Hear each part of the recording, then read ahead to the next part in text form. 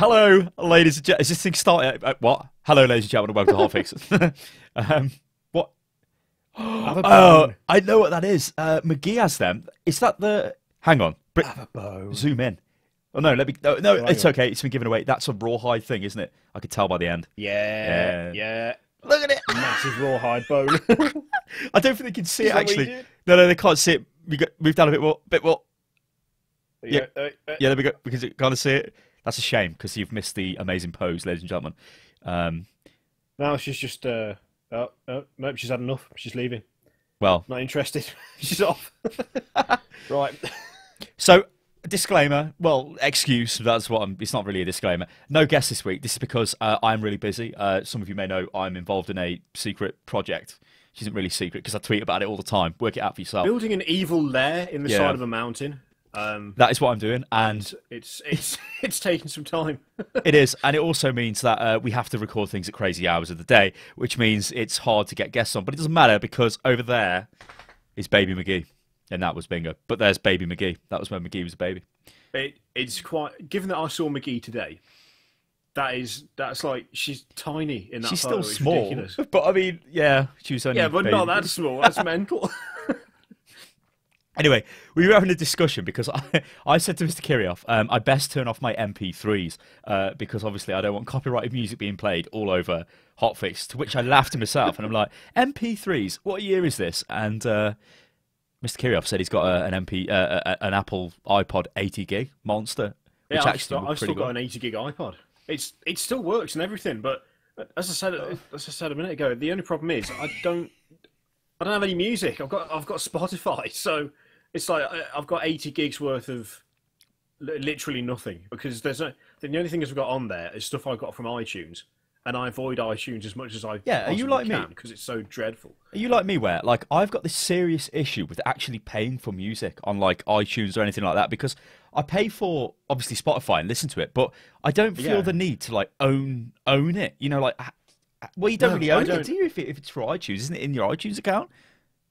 Yeah, and also iTunes got that stupid thing where you've got to verify the device, and you can only do it 3 times. And after you've verified it 3 times, if you haven't unverified it, then you can't access it anymore. Which is going to be a problem if I ever need to like do a massive rehaul on this PC, because I'm down to 1 activation on my iPad.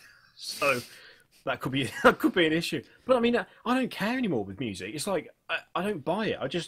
I pay for Spotify, and Spotify provides me with all of the music you could possibly listen to, and more. Yeah. I mean, I've got playlists on there that are like 8 hours long, so I'm not going to ever listen to all of that in a day. You know, I've got quite a popular playlist on there called the Ultimate Twitch TV Streaming List or something. Yeah, I'm subscribed to it. Everybody subs to it. I think they think that it's some sort of like like a copyright-free playlist or something. It's not. It really isn't.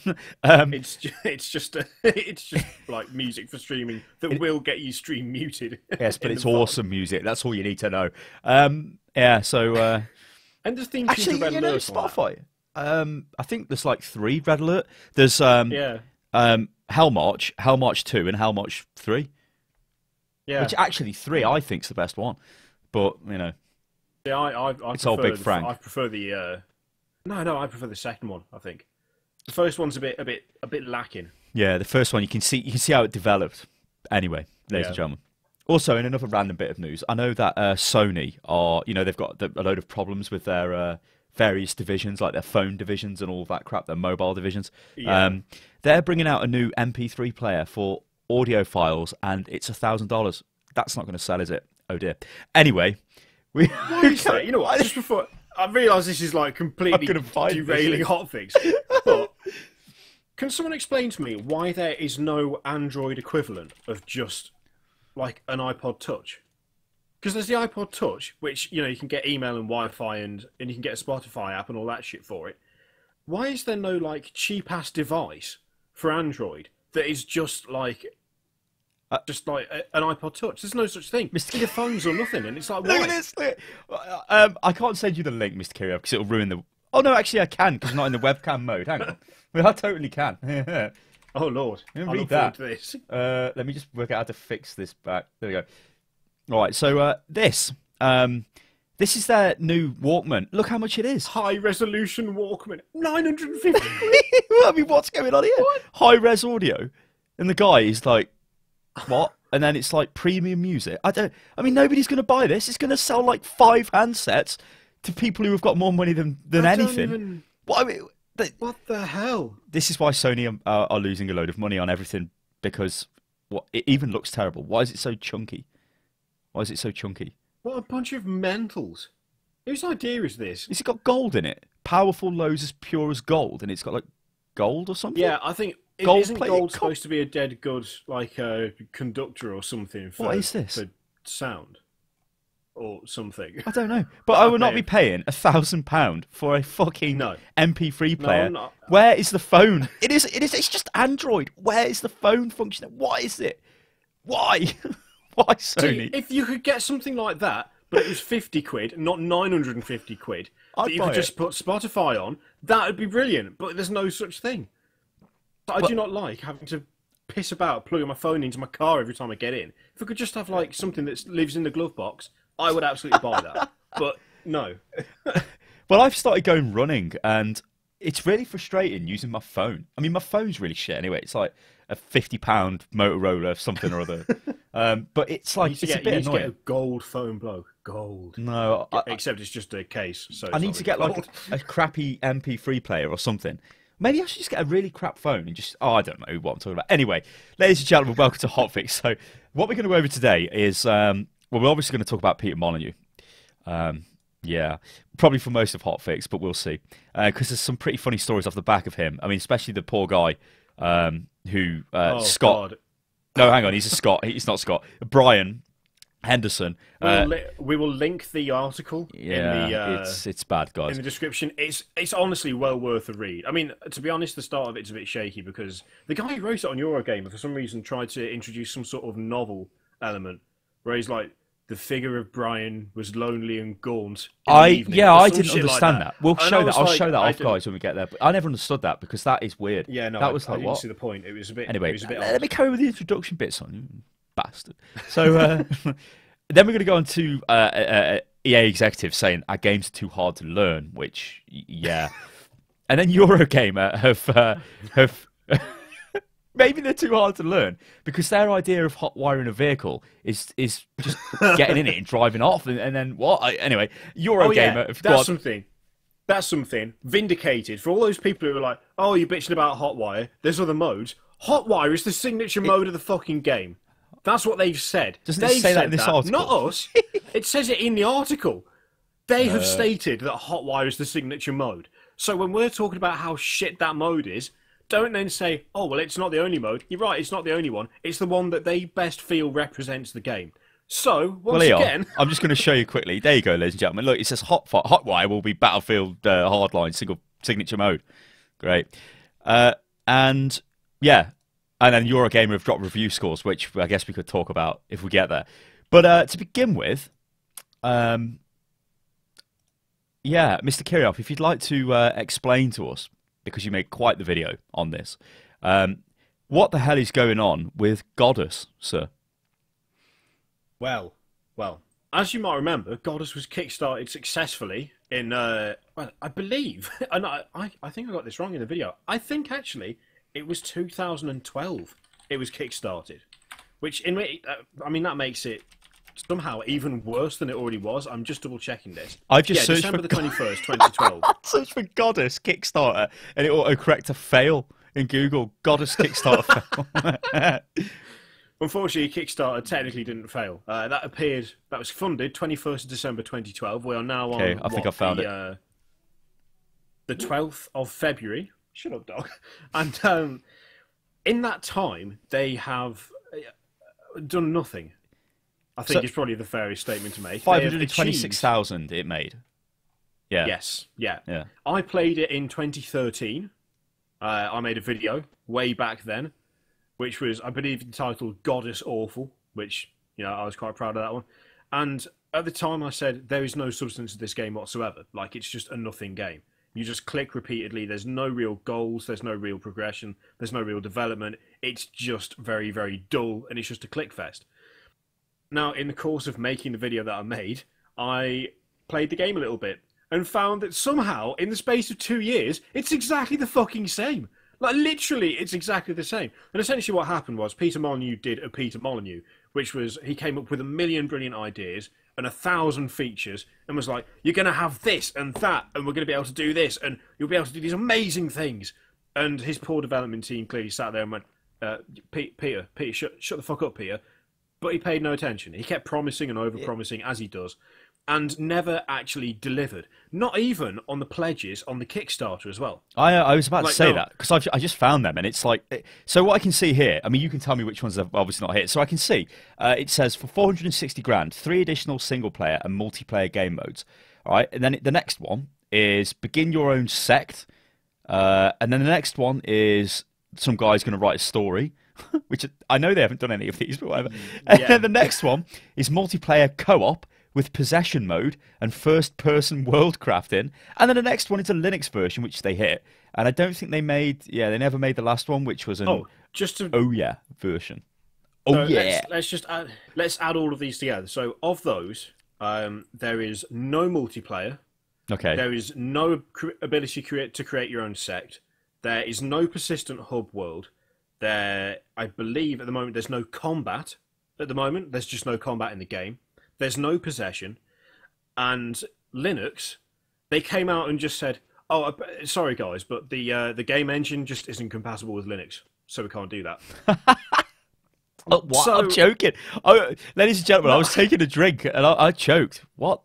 Genuinely, that's what they've said, that the game engine is not compatible with Linux. Oh. So what they've done there is, I mean, for those who somehow don't know what Kickstarter is, essentially it's, here's the pitch for the game. Here's the pitch for the project. Here are the tiers, so you can be a $5 backer, a $10 backer, and for each tier you get a reward, like a pledge. And like the pledges are the milestones as well. So it's like at $300,000 you'll get this, at $400,000 we'll do this, and then the backers get individual rewards. Pretty much none of the pledges have been met at all in any way, shape or form after like 2 and a bit years of development. I mean, this was funded 21st December 2012.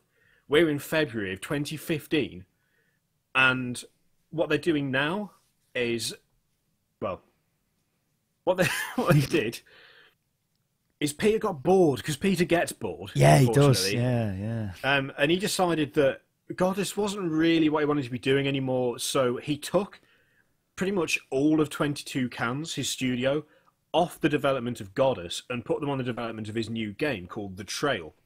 Which I don't care what it is. I don't know what it is. I've got no information about it. All I can say is that it will be shit. Don't buy it. When it eventually comes out, no matter what he says it is, I don't care what he says it is. Just don't bother. So this leaves Godus in a position where, of all the things they've promised, there is a mobile version and Windows version. There's no Linux version. That's apparently impossible at this stage. There's no combat. There's no multiplayer. There's no story. So what happened was, the community's like, what the fuck is this, Peter? Excuse me, we funded this game like years ago. It was supposed to be out by now. It's still in early access. There's still no depth to it whatsoever. It hasn't changed for like 2 years. What the fuck's going on? And some poor guy who backed the game and then started as an intern for 22 Cans, he essentially had to beg and plead to become an intern for 22 Cans. He is now running development of the game. He is the lead developer. I'm going to show the video. The fucking intern. I'm going to show the video where they're talking, and you can tell them which one the intern is. Well, hang on, there's an advert. She's lost her mind. Right, here we go. Yeah, I've got the Goddess community update where, essentially Peter Molyneux just sits there and he's like, "It's the worst. We're not doing any of this, so fuck off." It's him and Isn't the intern on this? Jack Attridge. Yeah, he's with the long hair. Yeah, I thought he was, yeah. Conrad, his name is. This is the guy, Conrad. So, as I said in the video, it was a bit flowery, but I described it as a mutual masturbation session with him and Jack Attridge, because they sat there, they read the questions from the community, they gave shit answers that basically confirmed that the game was in a shit state, and then sat there and fucking looked at each other all smug and happy, like going, "Oh yes, well we've answered that." Stop fucking jerking each other off and take responsibility for the fact that you have taken, like, essentially $500,000 to produce nothing. I could not fucking handle it. It was unbelievable. Essentially what Peter Molyneux has done is he's got all this money and he's literally done nothing with it. There's nothing. There's nothing to show for it. What you've got is, like, a stable alpha with no features is all they've achieved in the space of 2 years. 2 years it's taken them to do that. I mean, it's just fucking staggering. It's unbelievable. And when he's sitting there and he's sort of saying, oh yes, and we will do this, and yes, we've made mistakes, but the team we have on Godus, you know, they love Godus. And this poor fucking intern who takes a vape break partway through, which he's got like this thing, and he blows smoke. He like sits there, like it's Peter Molyneux talking. It is the face of someone who's sitting Hang there. on, you've got to show again because I do the screen. I'll do it again. Do it again. He's sitting there, and Peter Molyneux talking, he goes, oh yeah. like that. And you can, like, his expression all the way through is just like, this is just, I cannot believe this is happening to me. It's like, what am I doing here? And what they essentially say is that Peter Molyneux says that the things to blame are as follows: Kickstarter, like the fact that he did it as a Kickstarter. Right, that was his decision. That's partially to blame. That was his decision. Right, okay. He's not used to Kickstarter, and he feels that Kickstarter lends to an environment that means you overpromise, which, coming from Peter Molyneux, is pretty fucking funny. Oh no. Because that's what he's been doing. That's all he does for the last God knows how long. Anyway, shit. And then he said that there were issues when they switched publishers, which meant they had to switch servers, which somehow meant that they had to rebuild the architecture that the game was made on from the ground up, which set the roadmap back by months. Now, I'm not an expert, right, in how servers work, but I'm pretty sure... Sounds convenient to me. Switching servers, I had no idea that would cause you to lose months of development on your game, because you had to create something completely new just to run it on a different server. I don't understand how that works. I mean, I've seen people, like, Reddit's been kind of good for finding out little tidbits for this, because there's one guy who's like, I'm a server tech, and I've worked in this industry for like 20 years. I do not know what the fuck he's talking about. That's not a thing. That doesn't exist. Now, admittedly, that's anecdotal evidence, but... Well, I'm cynical. My evidence is I think it's a bullshit excuse just to give them more time to try and save whatever they've got. I've never heard anything like that before in my life to do with, like, delayed development of games. We had to switch servers, which meant we had to reprogram a load of shit. What? Could you not have just got, like, identical servers to the last lot? Is it not just software you can install? You know, what the... And no explanation further than that was given. So it was the fault of Kickstarter, because he picked Kickstarter, which lends itself to overpromising. He blamed a switch of publishers, and he blamed the server transfers as they switched publishers for the delays. Now, I don't really care what your features are, but if switching publishers causes your game to make literally no progress from an early alpha to what I played yesterday, then I'm going to go ahead and suggest that perhaps you're doing it wrong. You know, you might just be messing up a bit there. And the thing is, I reckon I already know what's happened here. It's Peter Molyneux, isn't it? Right? Yep. He promises the world. He's got all the ideas. If you want ideas, go to Peter Molyneux, because he's fucking full of them. He's kind of the guy who's got 1,000 ideas for. You know, like I've met people like this, and I guess, I don't know, maybe you guys out there have met people similar to this, but yeah, people who have always got like 1,000,001 ideas, and it's like, I'm going to do this. They never actually finish anything. It's like, I've got this idea to do this, and then suddenly next week they've thought of something else, and they've thought of something else. Yeah. That's all he strikes me as. And you know, actually, I've got I'm sorry I'm taking over here a bit, but if I go back to, I've got that many tabs open, I'm just trying to find the right. If I go back to this one, and I play this, right, when Peter Molyneux talks, you can see that he most definitely has the... even though we haven't got the sound on so you can't hear him, you can see he's got like the gift of the gab. He's waving his arms all over the place. He's drawing people in. He's selling people his fucking whatever vision he's trying to sell. He's basically a good salesman. He can come up with some pretty crazy ideas because, like, you know, when you look back through his history, if I just go and find that, you know, like... Oh, yeah, I mean, this is something actually, just before you say his history, because this is something that I kind of feel like I wanted to say in the video yesterday, but I wanted to keep it short and concise and basically to the point. But I think sometimes kind of, especially people who aren't that familiar with us, kind of think, oh, well, you just get off on being mean to people. You know, you're always annoyed about stuff. And in that video, I did come across as quite annoyed. But you know what? I kind of feel entitled to be annoyed because this guy is responsible for some of my all-time favourite names. You know, names in games. I mean, the guy had hands in developing, like, Dungeon Keeper. That is on my list of top 10 games. That is literally the top. You know, I don't that influenced understand. the games that I like. To this day, was influenced by playing his games. So when I play something, when Peter Molyneux, of all people, like Black and White, Dungeon Keeper 2, I fucking love those games. Populous, I love them. Well, and that's so what I was when going to say. Peter Molyneux Populous turns up and says, I'm bringing back the God game, of course you're going to sit there and go, oh shit, this is going to be fucking amazing. It's going to be brilliant. I know he overpromises, but these are the games Why that didn't shape he the just games make I like Populous? today. I don't understand. This is the most This ridiculous thing. It's like, I don't like ripping on the guy, but You know, he shaped the games that I like to this day. Like the type of game that I like to this day. And so when he turns up and says he's going to do something, no matter how cynical or realistic you want to be about that kind of thing, a little part of you is going to be like, this is it. You know, that this is the guy. He's come back to make the games that he used to make. did you ever play Fable? And then... No, I never. No, I never played Fable, but I think that went them. the same way. The first one, and then it got worse and worse and worse with Yeah, overpromised stuff, which maybe is why Microsoft told them to fuck off, because wasn't it Lionhead Studios or something like that, and then they got rid of them. Yeah, But, it is. yeah, like just to elaborate a bit more on that point, I think I've seen that comment across some of our videos quite recently, especially with mine, with the H1Z1 videos and the Heroes of Might and Magic video and things like that. We're not haters. All I'll say to that is it's both our position, where if we are impartial. If we get a game and the game is bad, we will tell you the game is bad, because then, or give you some sort of evidence and give our opinions on it, which you can then use to go ahead and say, and come to a decision on whether you should buy the game. That's why we do it. I'm not going to sit down, because I mean, think about it this way, guys. We could have made funny videos on Battlefield Hardline quite easily. That game it's so stupid, driving around cops and robbers. Made a funny montage, But wait a second, that would look really positive on the game. But instead, no. What we did was, I looked at the video and I'm like, looked at the game, sorry, made a video which just is like explaining the game is bad. This is a bad game. It is not worth the money, and showed it, and you can make your own minds up off the back of that. Obviously, there's people who defend it and people who don't, but we'll always do that on Unilost. We're not haters. I mean, what the hell? And some guy pissed me off as well, Mr. Kirioth. He called us like, all this channel. He said something like, all this channel does is upload moany videos, and I'm thinking, does this guy even watch the channel? What the hell? I responded to that in the comments because I to read it, and I was like, people who say that really gets me, because if you go to the channel, you don't have to go. I mean, on the as soon as you go to the channel, you can see videos. On the very first thing you see on the channel, there are videos that are nothing but praise.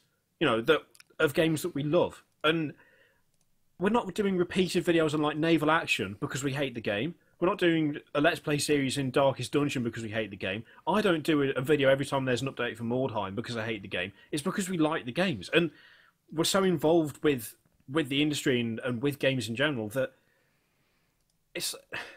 we're not just going to go for the popular opinion because we want to please people. If we think something's bad, then we would sit here. If we weren't doing YouTube, we would sit here and say to each other, "Have you seen this? This is not good."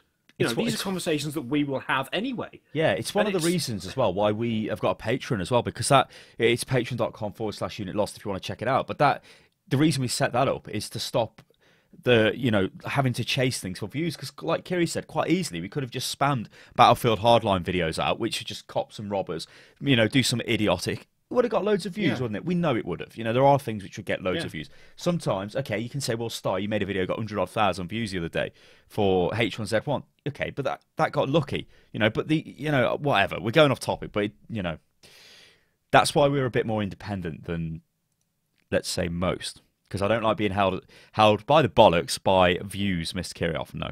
And we get enough views as it is anyway, so there you go. But yeah, what I wanted to talk about was this man's history. So I've got his Wikipedia page up. I almost clicked stop recording on OBS. That would have been bad. So now I don't know why I was going to click that. I am recording? Yeah, I am recording. That would have also been bad. So monitor full screen. Here we go. This is Peter Molyneux. He's 55. He looks older than that to me, but whatever. But if you just quickly check this section there, known for Dungeon Keeper, Kiri loves that. Populous, Black and White, Theme Park, Fable series. He was part of Bullfrog and had Theme Hospital as well. This is a man who has had visions, and these visions have come to fruition. And why is that suddenly stopped? He must have had a team of people around him who made things happen, because I honestly think, right, he you know, like I said a bit earlier, I think he can come up with ideas, but then it's almost like he cannot. Like I've commented on your video, Kiri, and this is how I kind of imagine it going down. So he walks into the office on a Monday morning, and he's like, "Okay, this week by Friday, we need the Godus multiplayer finished, right?" So Friday comes along, and the people he's put in charge of it have not done it. In fact, they've only done 10% of it. So he goes up to him and he's like, "Hello, have you done the multiplayer?" And they've gone, "No, not yet. We're only 10% through." And he's like, "Okay, cool," and walks away. And he comes back the next day and he asks them the same thing, like the next Monday, let's say. And they say the same thing, "We'll have it done by Friday." I don't think he actually controls a business. Like, go to the Kurt Schilling example. This is, I forget the name of his studio. What was his studio called? It was Kingdoms of Amalur. Something red, something red. Yeah, red 50. It was to do with his baseball career because he played for the Red Sox, didn't he? So yeah, red, whatever. But the game Kingdoms of Amalur, that suffered from that, and I found that really interesting reading the articles of people who'd worked in his company because they got like quite a famous grant from some place in America, wherever they were based, and obviously he spent millions on this game himself because he was extremely rich.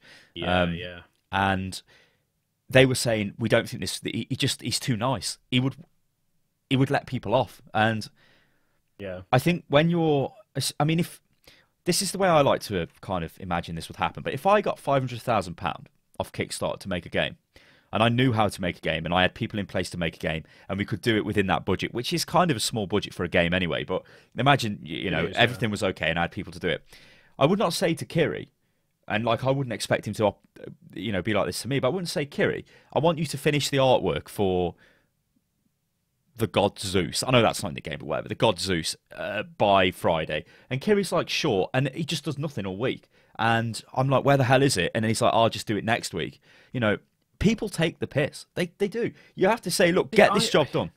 Like, he strikes me as this guy he's too lovable, he's too nice. Yeah. And he has so many different ideas that next week he's forgot about what he's told you last week, and it's just a goddamn mess. See, I think actually that is probably, I think that's probably the biggest problem. I suspect that the team he's got are perfectly capable, but what they've got is a leader who will come up to them on Monday and be like, "Okay, so you've got this far into doing this. That's great. I've had this now idea. Do this, yeah." And then he's like, "Can this be done?" And they're like, "Well, I'm not sure." He's like, can you try and make it happen? Try and make it happen." They try and make it happen. It doesn't work out. They've spent a week trying to make it happen, and they can't make it work. I like and he that. comes back.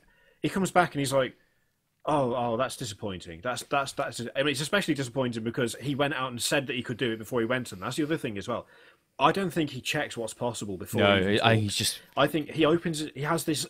I think he's got an amazing imagination. The mouth is independent.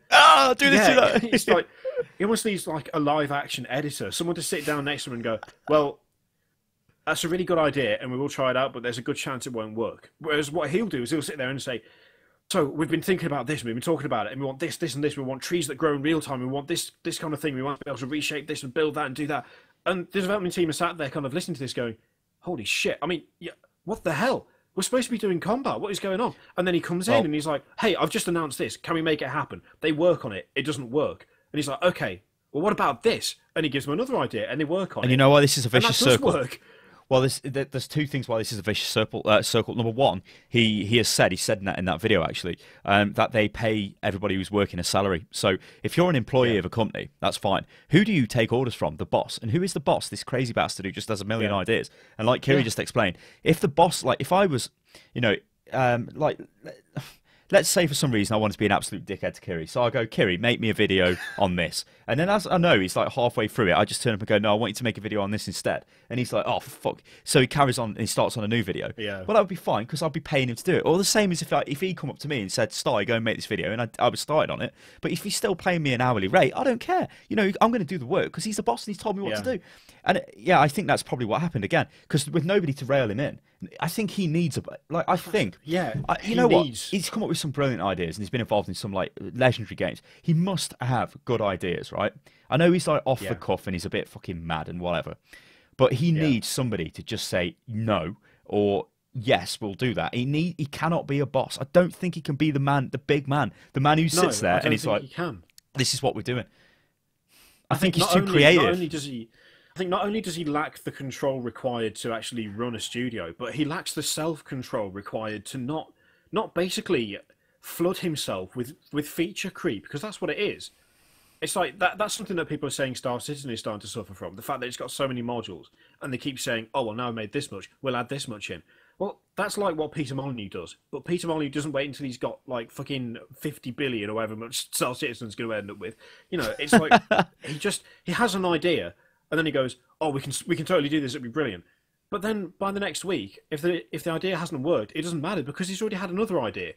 And so the development of the game is completely stunted because once the framework's there, he just wants like everything. But he wants it one after the other constantly. As soon as one little thing is finished or doesn't work, the next little thing begins. And the actual meat of the game remains completely untouched. I mean, the game, it's got no combat and it's got no multiplayer. And at the moment, all you can do is just reshape the landscape and build up followers. And that's all you can do. That's all you can do after 2 years.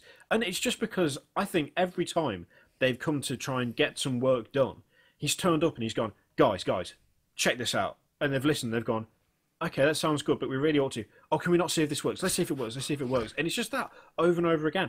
And I mean, you referenced earlier the guy Brian. Oh, shit, what's his name? I've forgotten his name. Henderson. The guy who won Curiosity. Brian Henderson. Yeah. He was the person who won Curiosity, which was the experiment as I shall get the website up. Where essentially it's just a giant cube. And you download it to your phone, and you tap away, you tap, and the layers strip away, and whoever gets like the last, I think it was the last tap, or there was one cube where you clicked it at the very center, and you got basically just an email address, and it says you've won. Please email this email address. And so this guy Brian Henderson, console gamer, doesn't really know who Peter Molyneux is. He won it, and he was like, "Oh, cool, I've won something." So he emails. And then he gets faced with Peter Molyneux, who, let's face it, is not the most relaxed of people. He's a bit intense, really, isn't he? He's a bit sort of in your face, kind of enthusiastic. And he's met with Peter Molyneux, and Peter Molyneux's like, "This is a life-changing thing you have just won. You will be the god of gods. You will have a hand in Godus. You will decide." Yeah, let me find the quote. Yeah. It was like, oh my god. It was really sort of. It was really mental, to be honest. I'm just trying. There we go. I've searched for the word God, and it's yeah. Yeah, he said that Molyneux obviously hyped it up and said that it would be life changing. He said, "You will become a digital god." Molyneux proclaimed in the video. Digital god. Okay. Cut of the money made by God from the start of your reign to its end. That, by any definition of the word, is life changing. Well, whatever. We'll just take Mr. Kirioth's word for it. Molyneux said that it's riches. Like, Molyneux said that you'll have riches from this game. Riches. And, like, it starts out okay. You know, he has a phone call, and it's like, oh, God, I'm talking to Peter Molyneux. He gets flown to 22 Cans with a friend.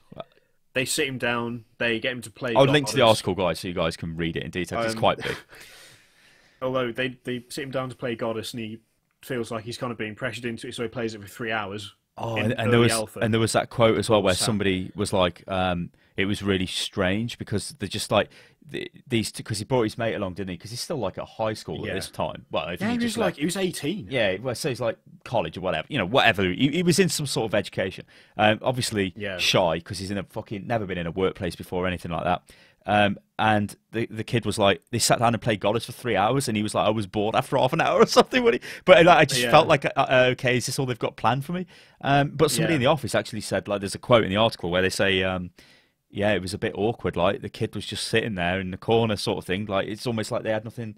It's half-assed, like, shite. The kid is supposed to have won a life-changing thing, which is just overhyped crap off Peter Molyneux yet again. And then they're just thrown into an office to play a game they've got no interest in. It talks about the way that they take him to a pub afterwards and he has a drink. Yeah, that was weird. And they turned their back to them. Talking to him. Yeah, they just left him on the side. They're not engaging him. Again, and do you know what that says to me? Again, that is Peter Molyneux. He's had this idea for Curiosity. He's like, this is going to be amazing. For the person who wins this, it's going to be amazing. And the rest of the team are like, I mean, how the hell is this even going to work? Once again, he's had the idea. People have had to do it. But everyone around him knows this cannot work. Like what you've suggested here is not possible. And so this guy, I mean, admittedly, I mean, hats off to him. Given the way he was let down, the way he was treated afterwards, which was pretty terrible. He went back home after his one day there, and over the course of like the next couple of years, contact with the studio just completely dried up. They never contacted him. He had to contact them first, and it got to the point where they just didn't respond to anything he said to them. Like he was completely ignored. And again, that's Peter Molyneux. He had this idea. He contacted this 18-year-old. He was like, "You have won this." The 18-year-old comes into his life for a day. The 18-year-old leaves. Molyneux forgets because he's on to the next idea. That's it. That idea's gone. It's past. It's finished. I don't know where. I think I've got rid of it. I know, here we go. The Curiosity. I'm just going to switch to full screen again. So, the Curiosity, what's inside the cube winner video. 2.4 million views on this video. Okay, so a lot of buzz was created off this. You know, which it was because obviously you can see the Yogscast thumbnails. They got some sort of brand deal with Yogscast, try and promote it at the time and all kinds of stuff. The dislike ratio to the like ratio, pretty interesting.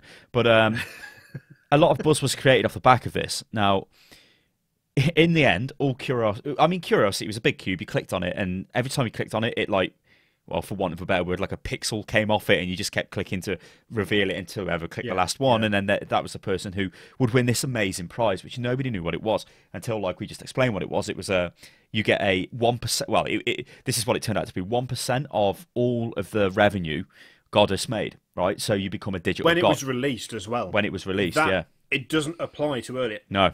To early access, which technically it still is on the mobile market as well. It'll never release. They've not officially released the game. So this guy gets, this thing that's supposed to be life-changing. He goes to one event, just the one, and then he gets forgotten about. And he said he signed a contract as well. Now, that's pretty interesting. Why you would get an 18-year-old kid in with no representation to sign a contract is pretty dodgy. I mean, if it was me, I'm used to looking at contracts now with the things we do on YouTube and all that stuff. Yeah, I'd be like, really Peter, I'd be like, dodgy. Peter, you fucker, you owe me 1% of the money, bitch. Where is it? And he'd be like, Peter, you there? He's not there. Because he's working on some other shit. But Curiosity, okay, so a big load of shit because it's like, oh, Peter Molyneux, what the hell is he doing? Whoa, he's the man from Fable, he's the man from Black and White, boom. Turns out to be some stupid social experiment, which I'll have you know, his latest project, which I'm going to go to a full screen thing now. By the way, social experiment that had microtransactions as well. That's something else to note. You could buy power-ups that made breaking blocks easier. So much so he likes to say, 22 cans only ever works on one game. For a start, no, it doesn't, because you claim are experiments, they're not. They're still games. His latest game is supposed to be a mobile game. Well, a social/mobile game titled The Trail. So it's like, one of the funniest things in fact, on Twitter is the Peter Molyneux spoof account. It's pretty funny. Do you follow this? I've not seen this. It's dead good. No, I'm going to bring it up. It's really funny. It's like, oh my god, which one is it? Is it P Molyneux? No, that's the actual one. I think it's called P. Yeah. All right, I'm going to switch to full screen. In fact, I'll send it to you before I do this, Kirioth. It is pretty funny. It's one of the funniest spoof counts. It's pretty funny. All right, here you go. I sort of broke Skype, but it's okay. All right, full screen. So. Here we go, the latest tweet. Imagine a house with cameras, chickens and traps, then imagine a game that allows the entire world to watch and interact with that house. It's like, well, okay, that's quite funny. My new game will blow your minds, but the game after that is so truly radical that you'll forget the previous game even existed. It's like, it's pretty funny. Yeah. New Kickstarter goal, meditation lessons to help open the minds of those who play my game. Okay. I'm creating a never-ending virtual street where the whole world will come together and create one never-ending, evolving street parade. It's funny because it's like the sort of shit that he spouts. It's like, what the hell? But this guy, I don't know where he's going to go now. To be honest, I mean, he can't really go back to Kickstarter because everybody. I mean, you're a fan of his games. Me, not particularly, but okay. I like Theme Hospital, Theme Park.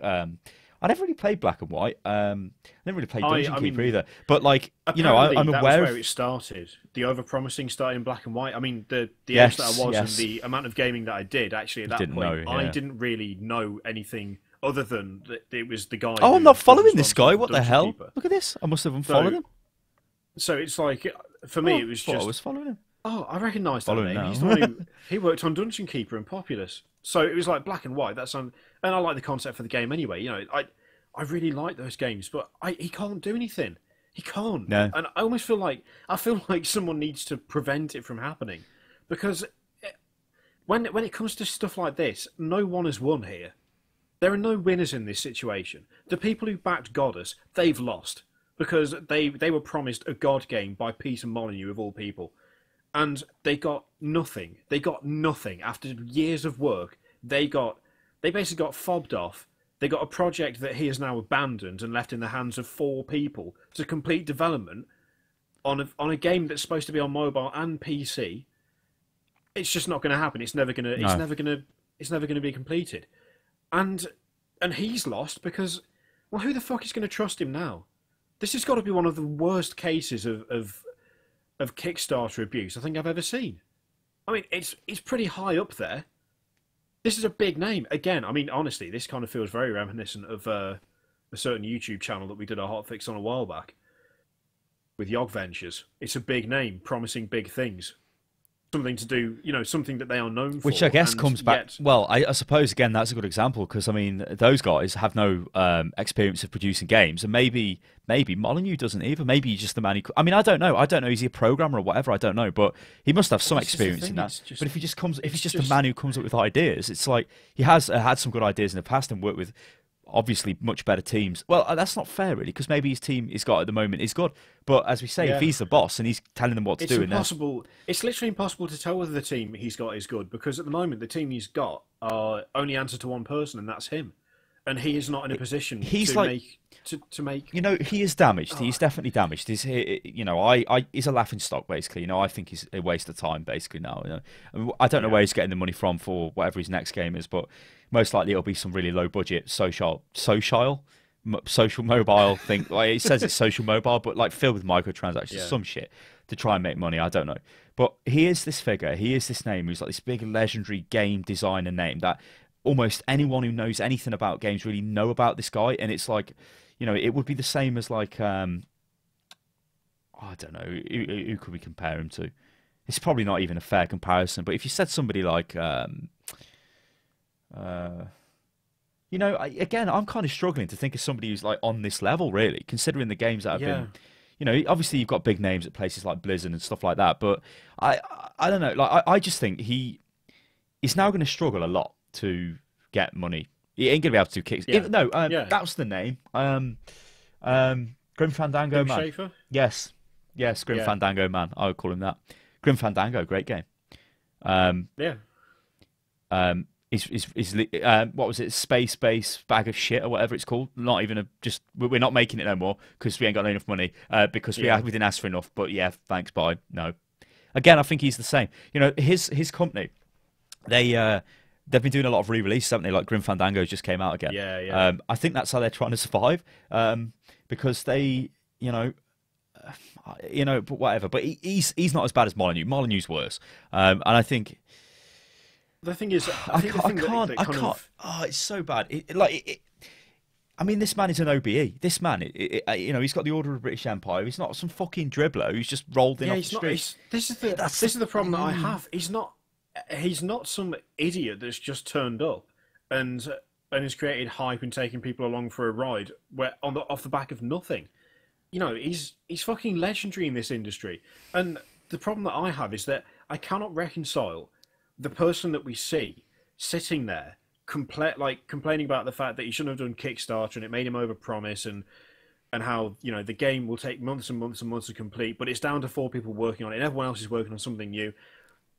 And then in the same video, almost in the same breath, there's like endless enthusiasm for the new project.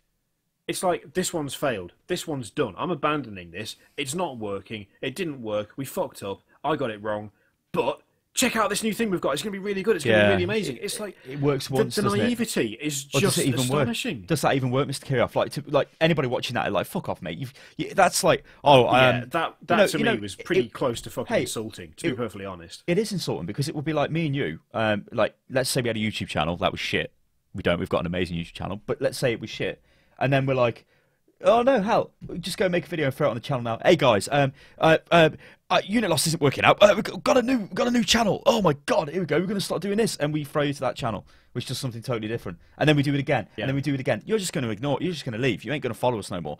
Yeah. And you know, we're looking at his video now, and you can see the guy, the old Conrad man, looks absolutely dejected on the left. But Molyneux is like really selling himself to the camera. He's animated. He's loving it. He's like, whoa, it's mad. It's so. I think a part of it is just pure naivety.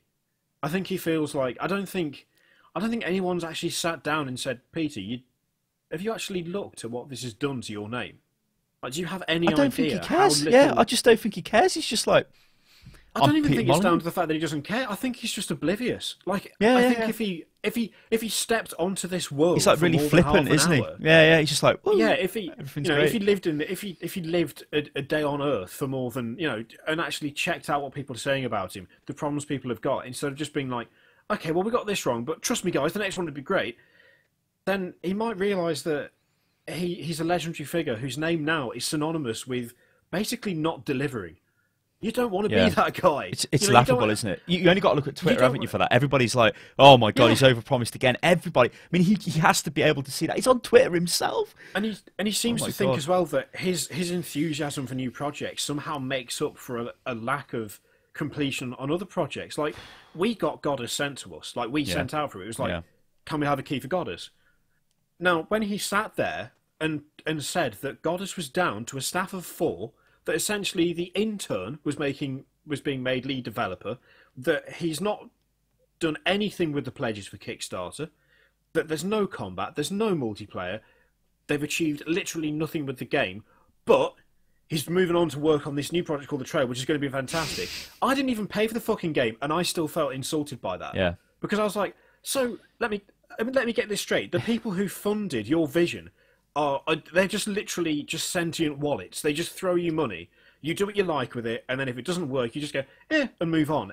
I cannot understand how you can be that oblivious to the people that it's sort of like the people that fucking look up to him. That's the problem. That's the problem. It's not just these are fans of him, fans of games he's made, fans of his work, have looked at Godus and gone, this is the kind of thing that I want to see. Well, you would be, because he's like the father of God games. That's why it's like, whoa, God, and his black and response white, is just to go, and he's just gone, oh, sorry, guys, it didn't work out. And then just fucking skipped off into the distance. And it's but we got this other thing. No. It's like, I think this is a great example. But it would be like paying for an early preview, 5 minutes or something of a film, which is some sort of action film involving The Rock, where cars fly out of the back of planes and stuff. And also, it's got Vin Diesel in it.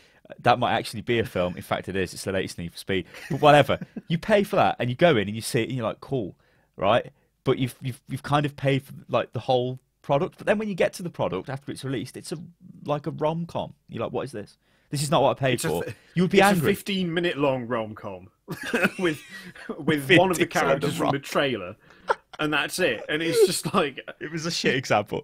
But yeah, like, yeah, it's bad. It's just. It is, like you said, it's insulting. Like, the guy's talking about his next project after his current project that you just funded has failed. Yeah. But it's like, yeah, but I know I've got this and it's great. And it's not. It's going to be shit. It's going to be some fucking shit mobile, fucking social bag of shit that I don't give a shit about. And Kirioth will be here fucking slamming it again, because he probably won't even fucking deliver on that anyway. Jesus fucking Christ, Molyneux. What the Christ? And and effectively, the biggest problem with all of this, for me at least, is that, well, it's that it is Molyneux. Yeah. It's you're let down. Like, it ain't affected me so much, but you're let down because you like the other games so much. Whereas, I obviously enjoy them, but not played them religiously or anything. But there are loads of people out there who he has played on their fucking nostalgia of the fact that they played the Populous games. They played fucking, Black and White. They want another God game. It's been 20 years since they've had one or whatever. And then I'm going to give you one on Kickstarter. It's called Godus. It's got God in the title. And it's going to be amazing. It's going to be awesome. And I'm really going to sell you on it because that's what I'm really good at. You look at the Kickstarter and, oh my God, this looks like the best thing ever. I'm going to pledge $10. Holy shit, I can't wait for it. And then suddenly, 2 years later, fuck it, I can't be arsed. We haven't done most of it. I want to do something else. It's called The Trail. It's awesome, by the way, guys. Yeah. It's a social mobile game. That is not a fucking God game for the PC crowd who have fucking funded you. I'm not saying that he's used that money to fund that game. He probably hasn't. But, it still is an insulting kick in the bollocks. the thing is, it's not just. You can't just put it down to a scam. It's a betrayal. It is actually. Yeah, a betrayal. it is. It is because it's stabbed in the back, big style.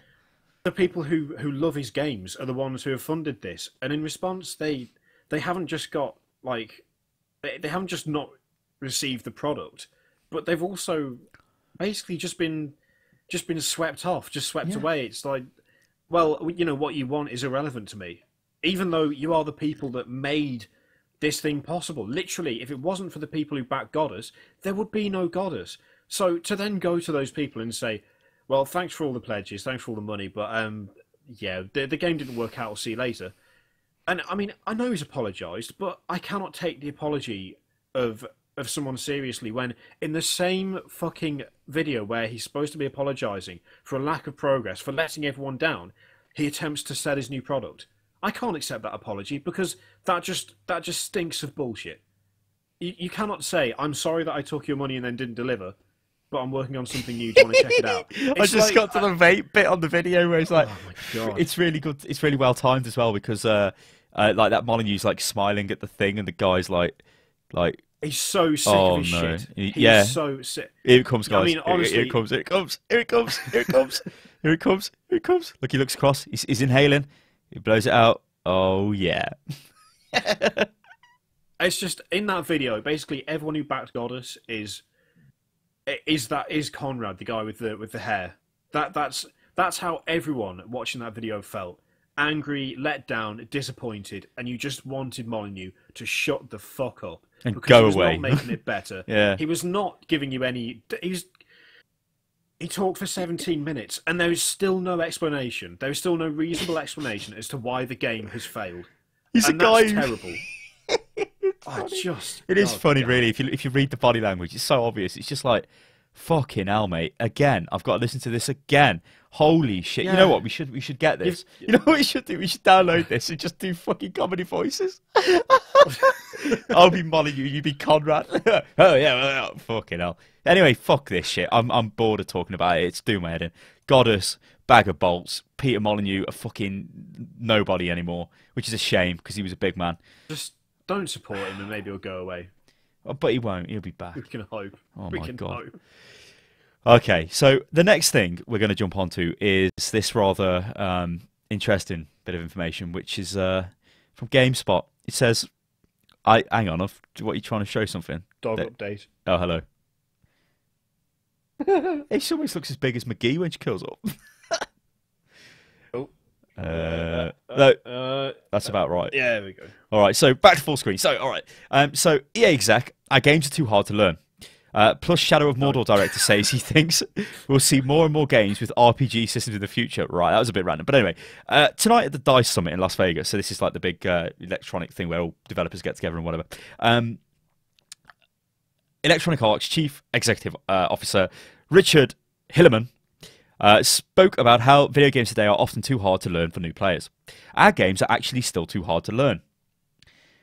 Which is a pretty shocking quote. The average player probably spends 2 hours to learn how to play the most basic game. Now, I don't know who the average player is to this guy, but it takes 2 hours to do what?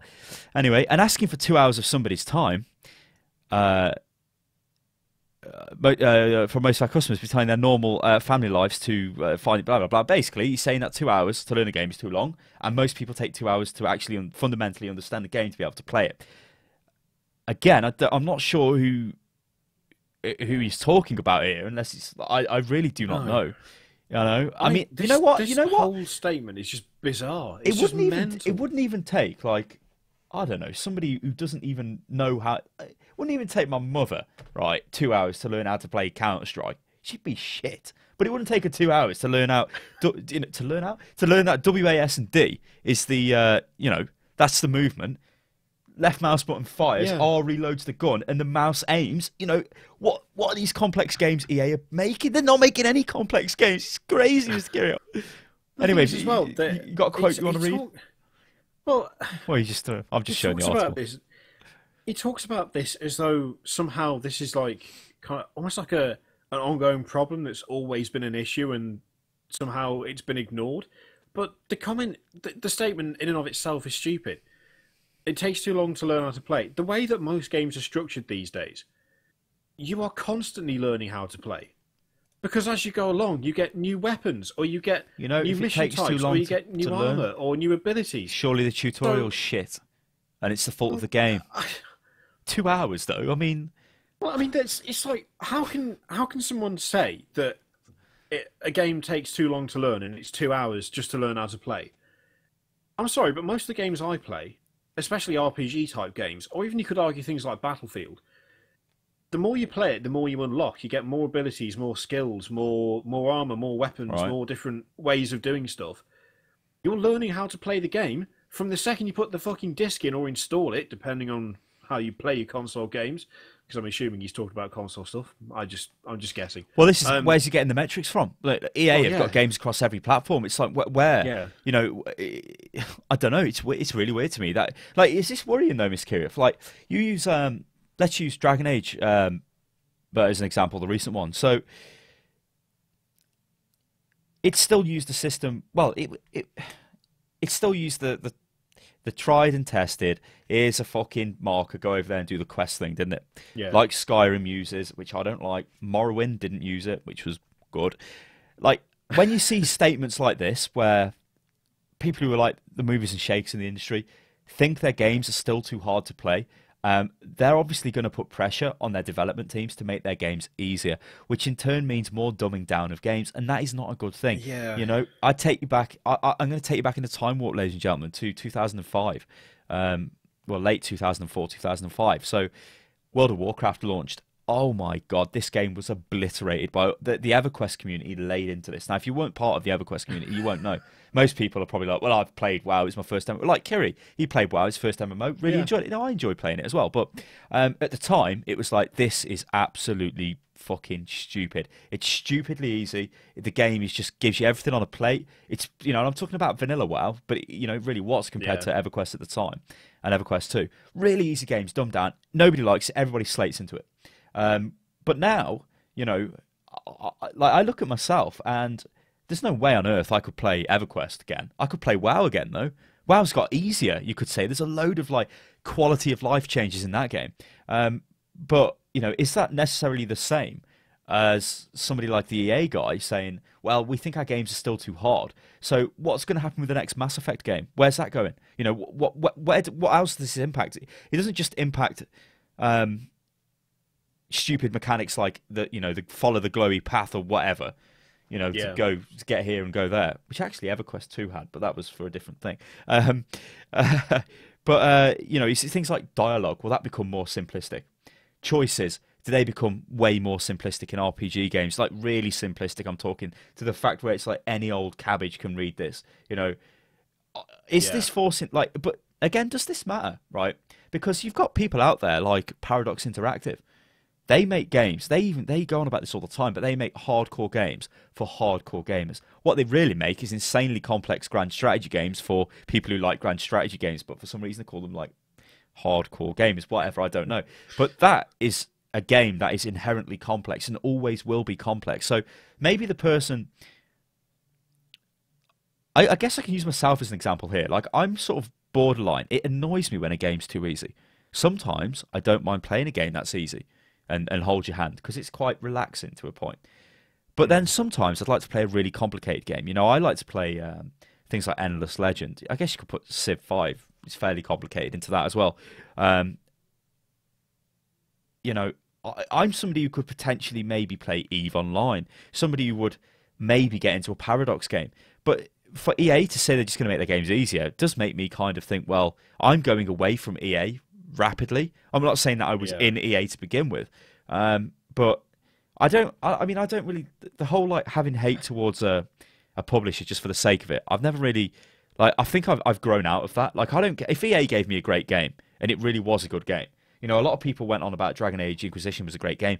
I never liked it. You know, I played that for about 2 hours and that was it. And I'm like, I can't play this no more because it's just, it's not as good as Origins, and it's just, it felt really like generic. Like, it was weird. I was like, I couldn't really, you know, and it was not my thing. But I've already played that game.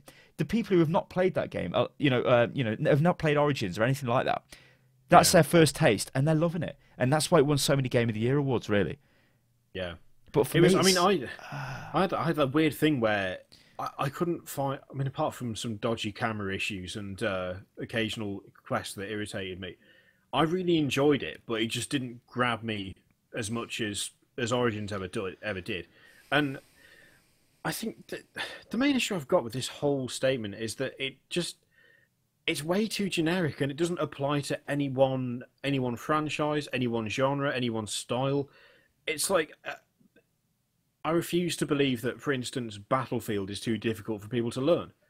I'm sorry, but it applies to first-person Battlefield shooters traditionally because are not complicated games. Because they've really dumbed down the hot wiring thing.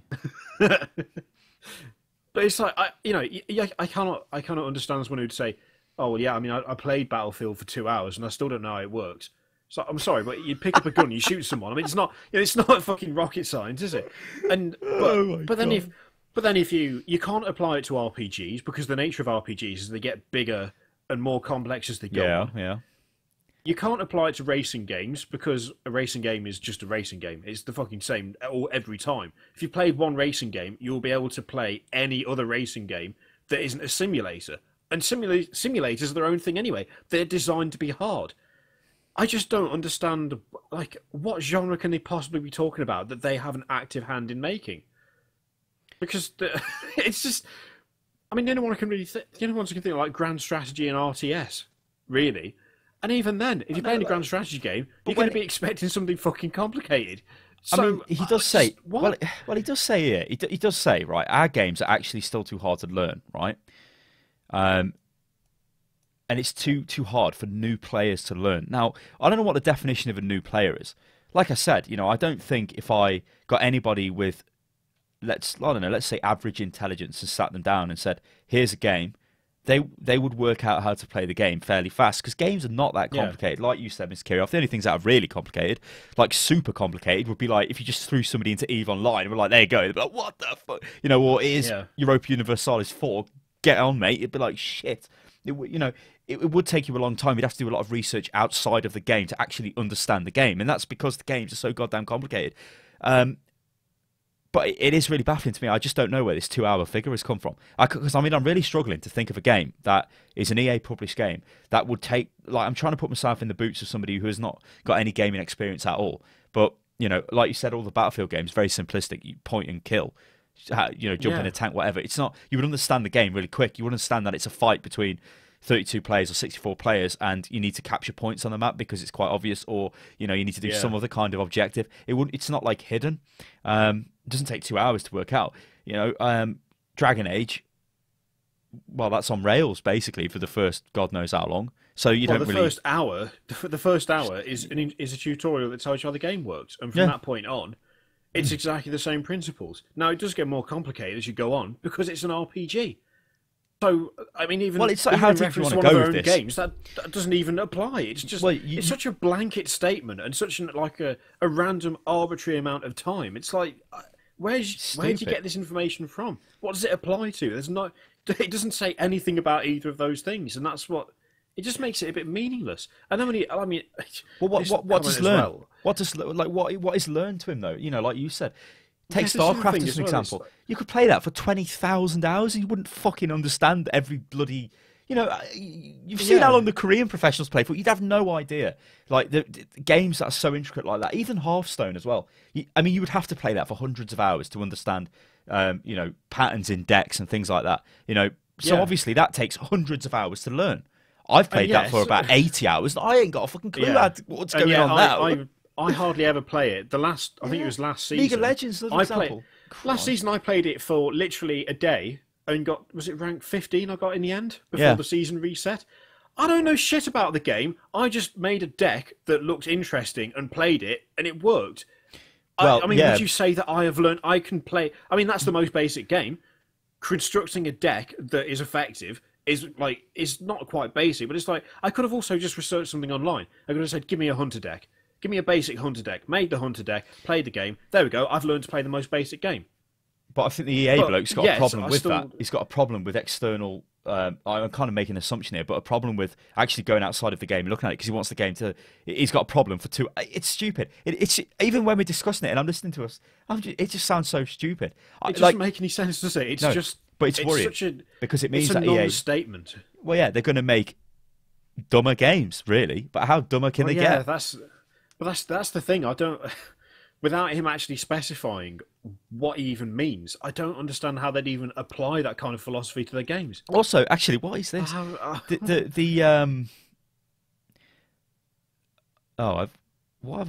I lost that? Yeah, here we go. So the Middle Earth design director says every game is an RPG now. You won't make a game without progression and levels and XP. And I think every game is going to be a social game. Good ideas propagate. Now, that's a very, very, very broad definition of an RPG, because he's saying anything with levels and progressions. So Battlefield's an RPG because I've unlocked that's not something. That's not an RPG. How can the design director for Shadow of Mordor not know what RPG means? The fuck? But RPG it does mean that, role-playing game. Yeah, but I think he means like role-playing elements. It kind of does, but it's like ludicrous how he's applied it to like everything. It is. Like every game's got an RPG element. It's like, what? I mean, there's a reason why when you look on Steam under RPG, you don't find fucking Counter-Strike next to Skyrim. They're not remotely similar. That's not how that naming system works. You can't just say, well, it's got an unlock bar, so therefore it's an RPG. What? Anyway, comments below, ladies and gentlemen, about this, because it's annoying. It's annoying more than anything. Not as annoying as Peter Molyneux. Essentially, if you know what he's talking about, then please let us know. Because genuinely, I'm just like, it's just so broad. It's like me saying, that'd be like me turning up and going, you know what? First-person shooters, all first-person shooters in the world are too complicated. Just all of them, every single one. It's like, have you got experience of every single one? What's your sample for this? Have you played all of them? You know, what are the differences between them? Do you know? Well, no, it's just a blanket statement that doesn't make any sense. Without context, it's like, what does that even talking mean? of developers and publishers and God knows what, who don't know the genres they're in, I mean, did not John Smedley say his H1Z1 is not an MMO RPG? Whilst being under the tag of MMORPG on Steam, yeah. Anyway, well done, another genius statement from the man from Daybreak. We could have gone into them because they've had layoffs and stuff today, but we didn't. But whatever. That was got to be. I mean, we don't need a massive conversation because it's very simple. But that is the quickest downward spiral I've ever seen in my life. It really was. It was. We're our own studio, Daybreak Games. We've had to make layoffs. It was like a day. It was like, what, 2 or 3 days between? I'm like, there was a post on Reddit. Congratulations. What? There was a post on Reddit in the not the Battlefield, in the Planet Side bit, and I'm pretty sure Dev was responding to questions, and what he said, I haven't obviously got the link to show you or anything, but what he said was people were not buying. That they found through their internal like metrics and stuff. But if a person would pay $5, for a camo, that person would easily pay $15 for a camo. I don't know how they work this out, because that sounds ludicrous to me. Because if something's $5 and something's $15, that's a bit of a difference. But apparently, they thought it was fine. That's why things were so expensive. Then they got into a discussion with somebody on the post on Reddit, where this guy was saying to him like, you should have made cheaper weapons. You know, you should have done things cheaper. You should have done, better stuff, and you would have made more money. And the guy was like, yeah, but. This was the dev type guy. If you'd actually bought what we got, we could have then made them for you. And it's like, what? It was really weird. It was like, no, your game's failed because you haven't monetized it correctly. I had no inclination to spend money on your game. I bought the early access thing, Alpha Squad or whatever it was called. That was it. I didn't spend any money on the game.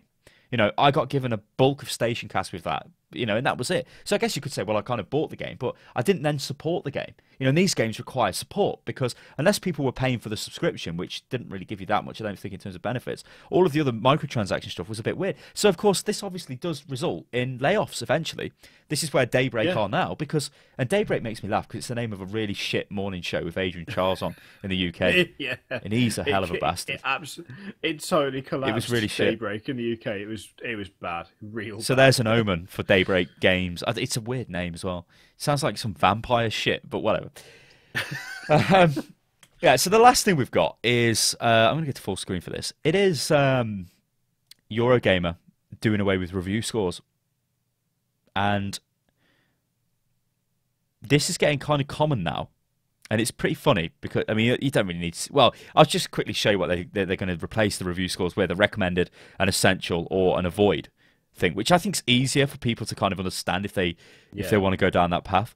I think the big... Oh, God. I think the big loser here is Metacritic, to be honest. Well, who even uses that website anymore anyway? I don't. Metacritic But the industry seem to, though. But yeah, but the industry are like... Oh, look, we've got 90 on Metacritic. It's like... Yeah, but your game's gash. But we've never used review scores, have we? You know, we've made reviews on games, and we've never, ever used it. Because it's just like a fucking arbitrary number that's just pulled out your arse. Yeah. Oh, it's an 8. Yeah. Well, on what scale? It's an 8. No, it's either shit, it's good, or it's fucking le pois. And I just don't... The whole numbering system doesn't really make much sense to me anyway, just because what's like... When sites say, like, oh, this game gets an 8.4... Where's the 0.4 come from? So it's not good enough for a 9, but it's not good enough for an 8.5. It's good for an 8.4. How is that any different from a game that's got an 8? Or in fact, what's the difference between 7 and 8? Between 8 and 9? It's just like, should I buy it or should I not buy it? It's that's all you need to know. A fucking score. It's just like it's just a pointless number. And I would much prefer to see a review and have someone at the end go, if you like this kind of game, you will like this game and you should buy it. Or, this game's shit, don't buy it. Or, this is one of the best games I've ever played, you really need to buy this. That's fine, that's 3 levels. That applies to everyone. Everyone can avoid a game because it's got, do not buy this. But there are people who go, oh, well, it's only got a 5, but that means it's about average, doesn't it? Well, does it? I don't know. One of the last games Eurogamer did. But... You would think, yeah, but it's on that person's scale of judgment or whatever the hell it is. It's too personal. Like, you can't, even if you had a website which had a scale of like graded from 1 to 10, you know, my 5 might be Kirioth's 6. You know, it doesn't really compute. It doesn't really work out. But like one of the last games, you know, this is an example of me getting suckered in by a review score, which could kind of make these websites suffer. Sunless Sea, they gave it 10 out of 10, and that's kind of rare for Eurogamer. And I was like, oh, 10 out of 10. So I clicked on it and I looked at the article. I didn't read all of it, but I read enough of it to get an ad impression for them. You know, so they made money off me going there, and a lot of people probably did that as well. You know, what brought me to the article was it was 10 out of 10. And I'm like, whoa, okay. You know, so there is kind of that. You know, obviously I'm not a cabbage. I'm not just gonna be like, oh, it's 10 out of 10. I mean, I've already got the game, but like insta buy. You know, it wouldn't be like that. But there kind of are people like that as well out there who would be like, they need to know, you know, like IGN always gets laughed at, doesn't it? Like if IGN, everything's 10 out of 10 to IGN. You know, there are people out there who would be like, hell, I've spoken to people in my family who have been like, oh, this game's got so-and-so from IGN, it must be good. And I'm just like, you're delusional. How can you even, you know what? In my eyes, you know, look at all, if you want to buy a game, if you want to buy whatever game, Monster Hunter 4, whatever. I'm only saying that because it's a fucking advert. Like there, see Monster Hunter. If you want to buy that, if I want to buy that, I know nothing. Well, I know a little bit about Monster Hunter, so I kind of know what it's like. What would I do? I would look for videos on YouTube. Yeah, I would ask people I know who like Nintendo stuff. So like, I'd ask YouTubers and stuff like that. But like, even without that resource, I'd still look for videos and I'd try and make my own mind up. I wouldn't just go to the goddamn review on Eurogamer, which says, oh, it's 9 out of 10, go and buy it. Because I don't know what that person's 9 out of 10 is. But some people don't need to know what it is because they just think it, you know, it's weird. I don't know. I'm not sure that this is an entirely positive thing for these websites. I think it's a good thing because I think it means that you're forced to read the article and make your own mind up. It's good for consumers and it's good for gamers, but I don't think it's good for websites because it takes away that kind of wow factor of, if you see like 1 out of 10, you're going to read that review as well because you're going to be like, holy shit, what got 1 out of 10? But at the same time, the numbering system for reviews it's not quantifiable. It's not something you can pin down. It's not something where you can immediately go, well, that's a 7 out of 10. So is that, I don't know whether is that good, bad? Is that average? What is that? Whereas someone just going, yeah, this for the genre is very good. You should try it. You know, that's fine. I can accept that. I can't accept fucking 6 out of 10 as you could play this if you wanted to. But if you like this kind of game, you should buy it. That's fine. Yeah, but I mean, what I'm showing on the screen at the moment is the badges that they've now replaced it with. So it's kind of reminiscent of a lot of hardware websites where it's like recommended, or like the hardware review sites, they generally don't give a percentage, do they? Because it's difficult to do that. Because hardware gets, you can't say a CPU is 10 out of 10. It's the best ever, because like a few weeks later there might be a faster one. It's hard to do. So they've always used this kind of badge system, and like Kiri said, it is an impact where even if it's a low, like a 1 out of 10 review, or like I said, a 10 out of 10, they're obviously trying to replace that with these badges. So if you see the big red avoid one, maybe you'll be like, well, I'm going to read this because this game is so bad, I really want to avoid it. It's kind of a bit more visual, I suppose, but like just having the 3 categories for them does make it, I don't know, like I kind of makes it, if you, I don't know, again, like I just keep coming back to the fact that I would not read a review off Eurogamer and then buy a game solely off that. I would not do that off any website. No. I wouldn't even do it off like reading a few of the websites. I would look for the goddamn gameplay footage on YouTube, and I would find out what the game actually plays like. That is a problem with these written word websites. That's why they're declining, because that's what a lot of people do, I presume. People like to watch videos as well. You guys are watching the video right now on YouTube of 2 blokes talking about gaming. You're not sitting down reading a massive article where we've put all our thoughts together, which we could have done and put on the forum, but that would have been pointless because nobody would have fucking watched it, because people want the glorious video audio medium, Mr. Kirioth. And I think not having review scores will make them suffer, because you will not jump. I don't know, but I do think it's a good thing as well, because like I said, it's kind of it's a weird mix, isn't it? It's good for everyone. I think it's good for everyone but them, effectively. I guess that there are some ways it could be good for them all round. It has given them I think it's given them like a boost in credibility for certain types of gamers. Are like, oh, okay, so that I really, hell, this was at the top of Reddit, wasn't it? Of our games, it was like right at the top, and it was usually big news. Well, yeah, that's a good way of gauging what's going on in that type of more hardcore gamer community. Where if it's the top of Reddit, then those people are suddenly like going to the website to check it out. No doubt they had like a big spike in traffic. Will that traffic hold though? I don't know. It's definitely interesting. So, I've just seen it now that I've followed that Peter Molyneux spoof account. I've still got it Imagine a game where every problem is solved by saying, "I categorically apologise and will bear the weight on my shoulders forever." Oh God. I'm just a bit wait. Just imagine the possibilities for at Spotify and games when your character dies, it plays the same music you would play at your real life funeral.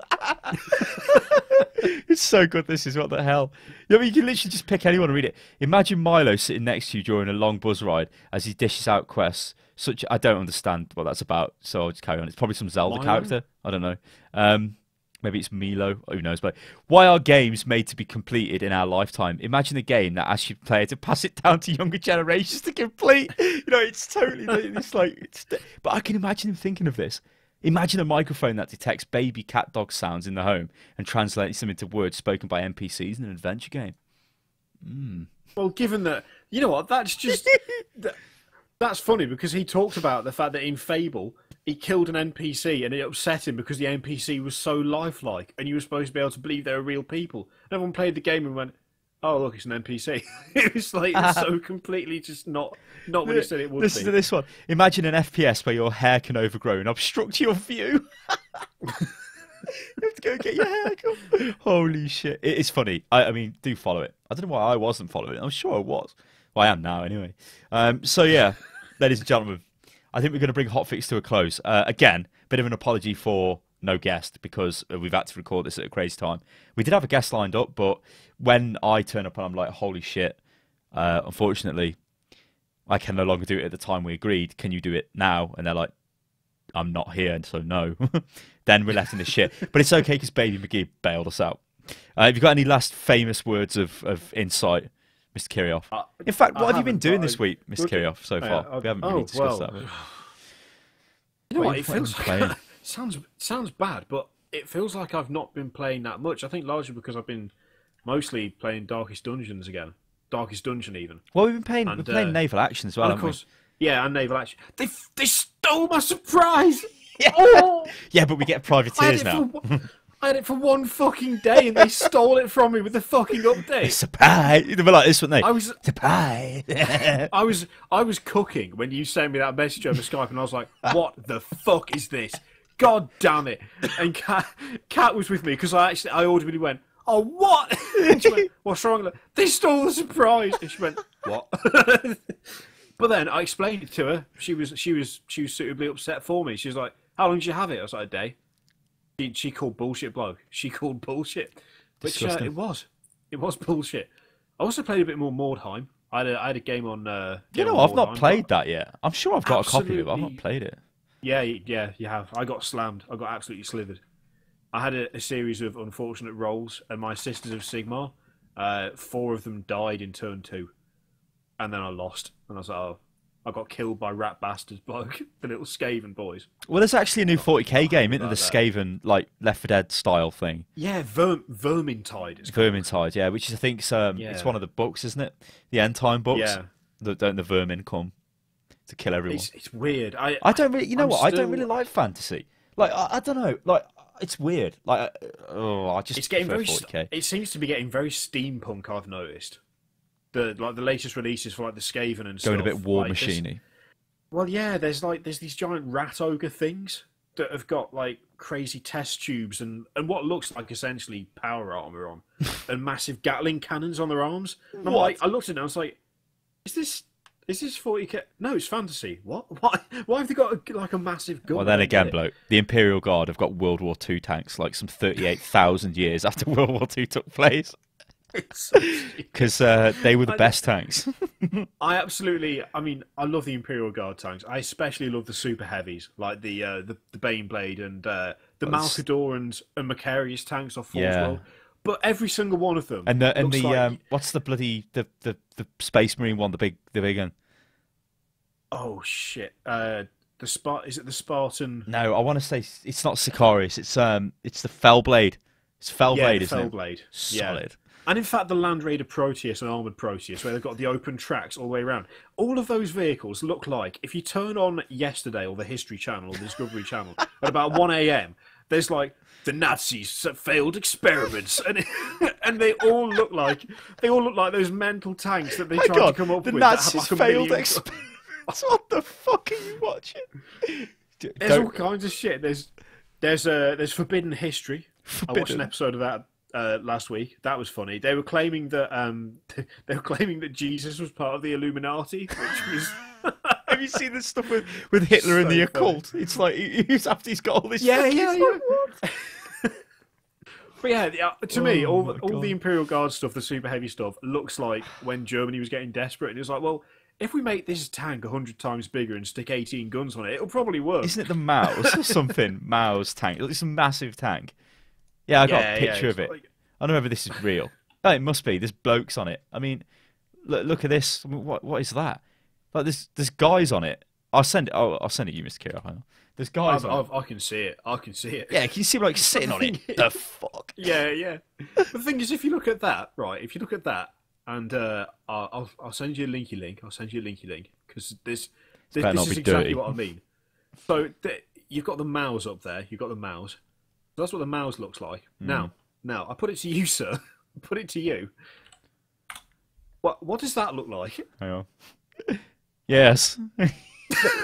It just looks like a slightly futuristic version of the fucking Maus, doesn't it? And all of them look like that. It's just like, okay, guys, we're in the far future.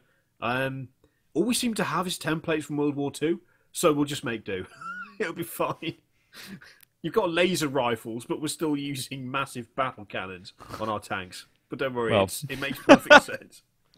Ladies and gentlemen, HOTFIX comes to a close. It's been beautiful, Mr. Kirioth. It's absolutely beautiful. What is that? Iron and Brew. Iron and Brew. It's actually Lucasade. Oh. I'm starting to get sick of the taste of Lucasade, but it's a good way to keep your blood sugar up, sir. So get down in that shit. Can't you just like eat sugar, like raw sugar? No, grains of sugar. It's basically just glucose. So it's like an instant recharge. It don't really work because I'm knackered and I want to go to sleep. Right, ladies and gentlemen, we're out of here. Hotfix has been beautiful. You've been beautiful. McGee's been legendary. Oh yeah, where is it?